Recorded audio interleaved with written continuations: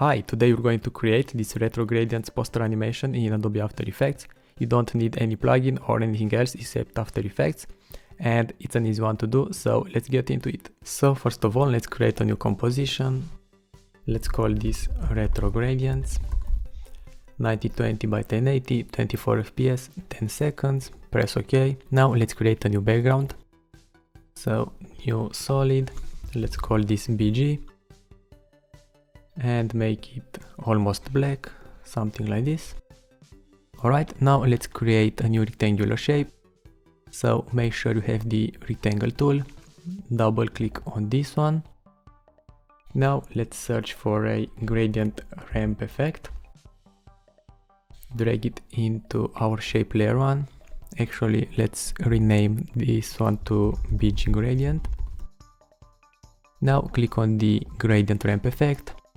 Let's drag this point to the left and this one to the right. And now for the colors, I'm going to choose the start color, this light purple. So I actually saved my colors right here, but I'm going to write on the screen the exact code, so you don't have to guess what color I'm using.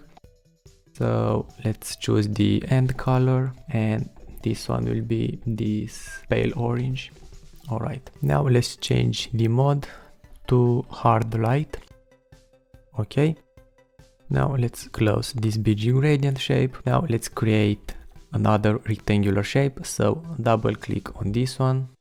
For the color, let's make it red, press OK. Now I'm going to take the pen tool and create a mask, but in order to create a mask, make sure you click on this tool creates mask button, and I'm going to create a mask around this. Alright, now let's call this one red. And let's press F for the mask feather, and I'm going to feather this to about 55 pixels. Now I'm going to search here for a CC Radial Fast Blur effect. Double click on this, and I'm going to increase the amount to 100, and also I'm going to press T for opacity, and I'm going to decrease the opacity of the layer to about 65. And for the mode, I'm going to choose saturation. And now it's barely visible, but it will matter in a matter of steps, so don't worry. Now let's create another rectangular shape, so double click on the rectangle tool. Let's call this violet, and for the color, let's make it color 4, so this one, this violet, press OK. Again, take the pen tool, make sure you have this tool creates mask button selected. And now let's create a mask around this one. Alright, now let's press F for the mask feather. I'm going to increase this to 100. Now for the effect, I'm going to choose again the Radial Fast Blur and increase the amount to 100. Maybe make it larger a little bit. Alright, now for the mode, I'm going to choose the divide mode, and for the opacity, again about 65%. That's good. Okay, we can close this layer. Now let's create another rectangular shape, so double click on the rectangle tool. Let's call this teal. Let's create again a mask around this, so take the pen tool, click on this tool creates mask button, and let's create a mask around this. Alright, now let's press F again for the mask feather. Let's increase it to 250. Now for the effects, I'm going to search for gradient ramp. Double click on this one. And for the start of ramp point, I'm going to move this a little bit to the left. And this end point, I'm going to move it right here. Now for the start color, I'm going to choose the 5th color, so in my case this teal color. And for the end color, I'm going to choose this combination of teal with blue. Now let's search again for CC Radial fast blur. Double click on this one. Let's increase this to 100. Now decrease the opacity to 65, and for the mode I'm going to choose the linear light. Alright, now let's create a new composition for this sphere. So let's go again into the project panel, click on this composition button. Let's call this one sphere, and let's make it 1000 by 1000. Now let's create a new rectangular shape, so double click on the rectangle tool, and for the color I'm going to choose this violet color, press OK. Let's call this one sphere.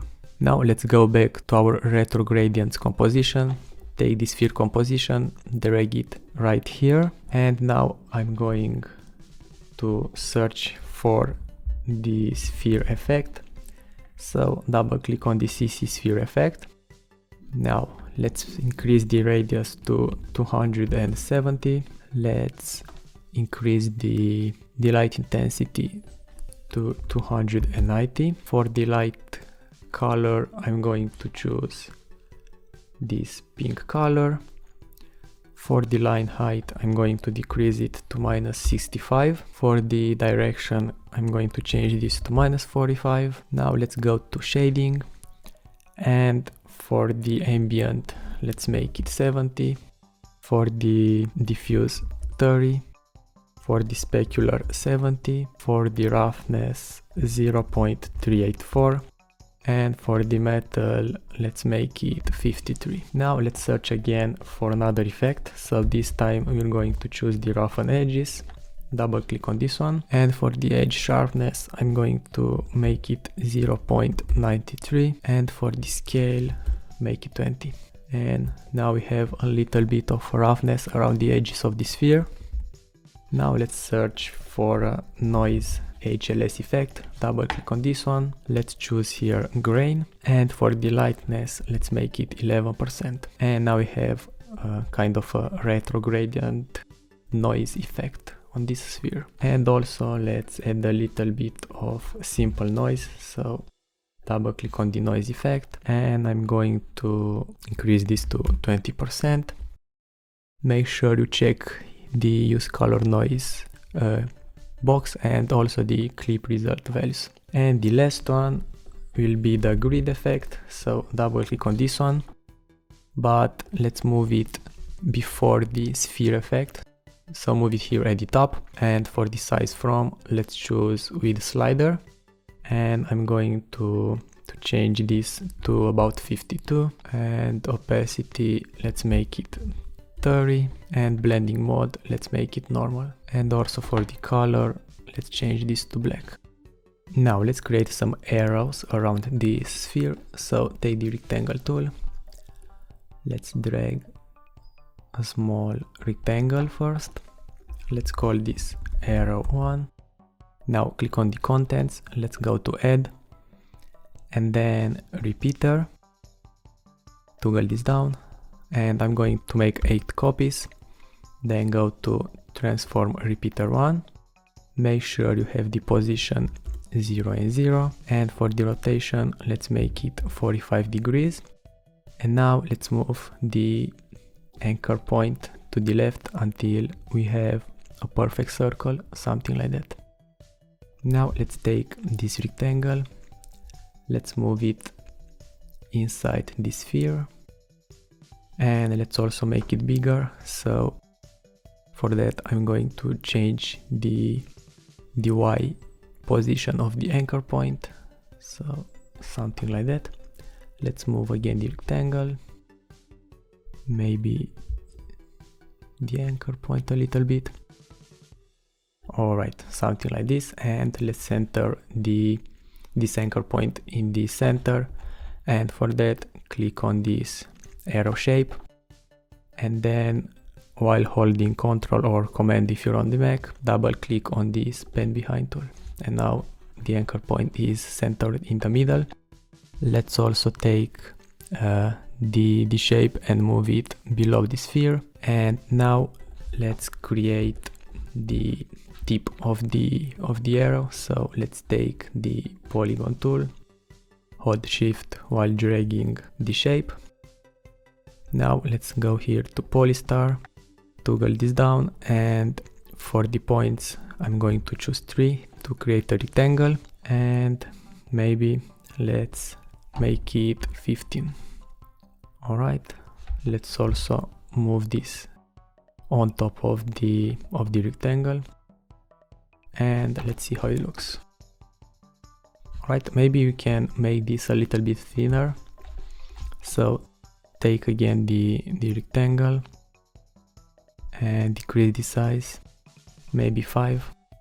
Alright, looking good. Now let's click again on the arrow 1 shape and let's search for a turbulent displace effect. Double click on this one, and for this I'm going to choose, for the amount I'm going to choose 10, and for the size I'm going to choose 15. And we now have just a little bit of displacement effect on the arrows. Right, now let's create a little bit of animation for the rotation. So press R. Now click on this keyframe. So now we have on the first keyframe 0 degrees, then go to the 10 seconds and make it 9 degrees. And we have just a little bit of rotation. Now press T for opacity and decrease it to 90%.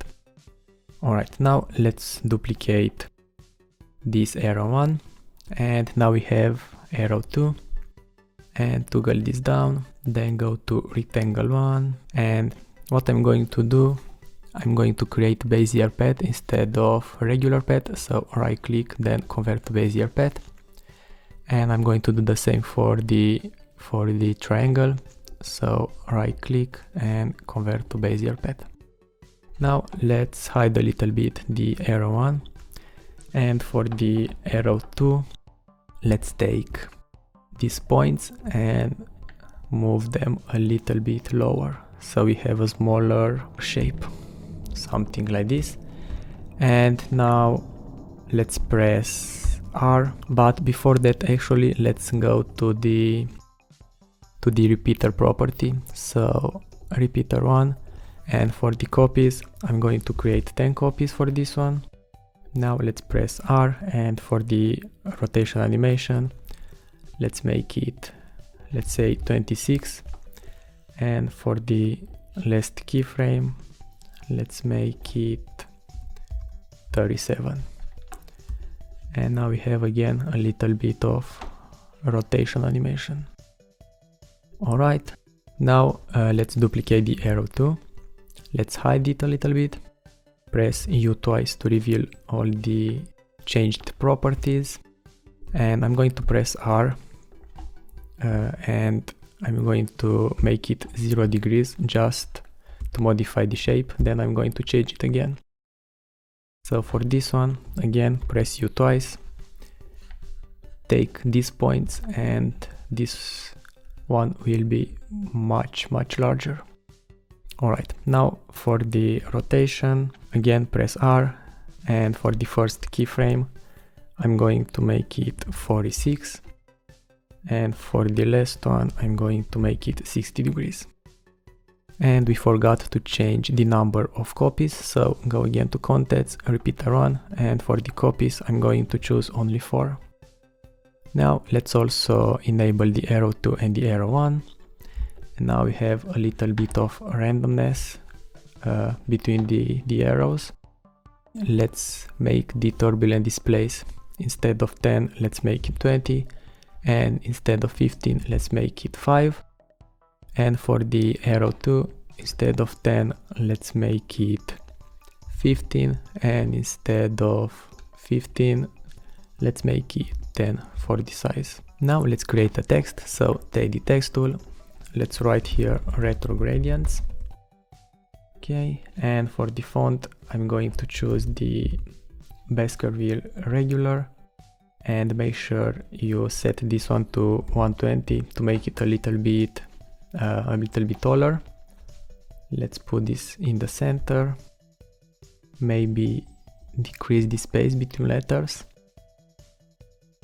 -70 would work just fine. Again, maybe the size 170. Nah, too much. 160. Alright, something like this. Now let's add a noise effect to this one. So noise HLS. Let's choose again the grain type here, and for the lightness make it 60%. Now let's add a simple noise, and for this one let's make it 15%. Alright, now let's create some texts around the poster. So 2 here to the left and 2 more to the right. So take the text tool, and for the first one let's say design a poster every day. Change the font to Alpha Slab, and I'm going to decrease the size just 20%. Rotate this to -90 degrees. Actually, for the paragraph, let's make the text align to the left. And I'm also going to create a line here, so take the rectangle tool and change the fill to white. And also let's make it only 5 pixels. Let's move it right here.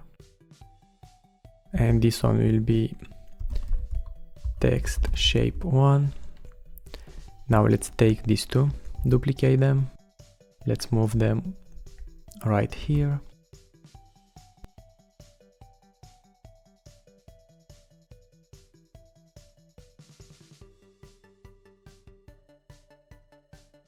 Now let's create a new adjustment layer. So right click, new adjustment layer. Let's call this blur, and let's move this after the teal layer. Now I'm going to search here for Gaussian blur effect. Double click on this one, and for the blurriness make it 50, and check this one, repeat edge pixels. Now let's search for CC radial blur. Double click on this one, and for the type I'm going to choose scratch.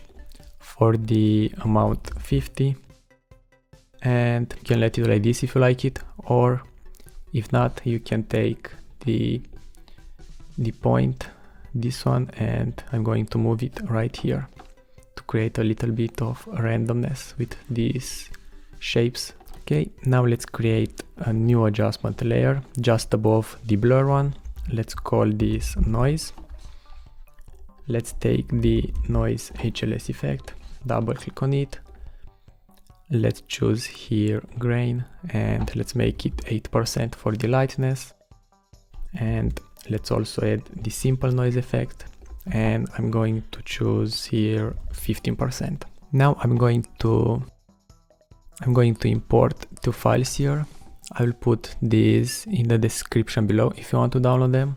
Now let's take this photo one and drag it right below this sphere composition.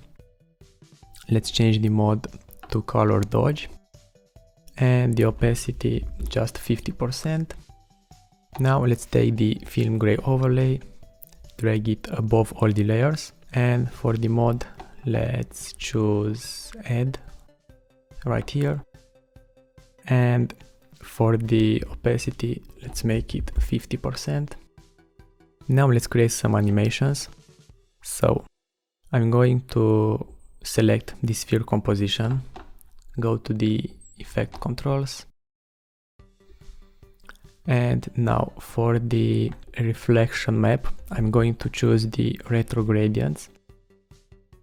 If we increase the reflective property, you can see that the text is reflected inside the sphere, but I'm going to make it only 3, just to barely see it. Okay, now I'm going to go here to the rotation, and I'm going to select keyframes for the rotation X, rotation Y, and rotation Z.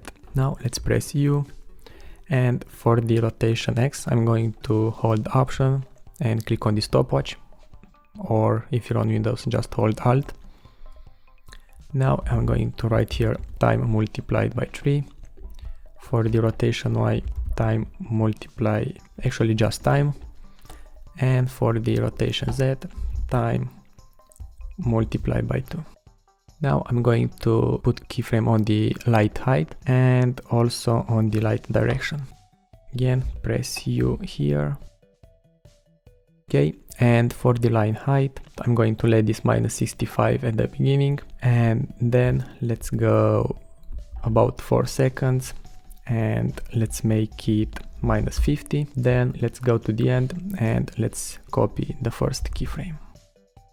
We can select all the keyframes, maybe press F9 to create a smooth animation. Now create keyframe for the light direction. So we have -45 at the beginning, and at the end I'm going to make it 107. And we can also add a new adjustment layer, maybe add some curves. This is optional. If you think you need it, you can add it, but if not, that's pretty much all. So without and with. So that's pretty much all. Thanks for watching. Talk to you in the next one.